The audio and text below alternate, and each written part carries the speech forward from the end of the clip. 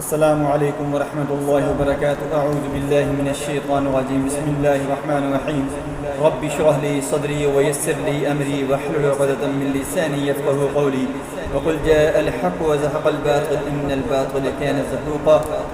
آج میں آپ کو خوابوں کی تعبیر میں بتاؤں گا کہ کوئی بندہ اگر شادی کرتا ہے، دلہن کو مختلف روپ میں دیکھتا ہے، دلہن کے ساتھ رات گزارتا ہے، دلہن کو بیاہ کر اپنے گھر میں لے کر آتا ہے، تو اس کی تعبیر کیا بنے گی؟ نبی صلی اللہ علیہ وآلہ وسلم نے فرمایا کہ جو خواب ہیں وہ نبوت کا 40واں حصہ ہے۔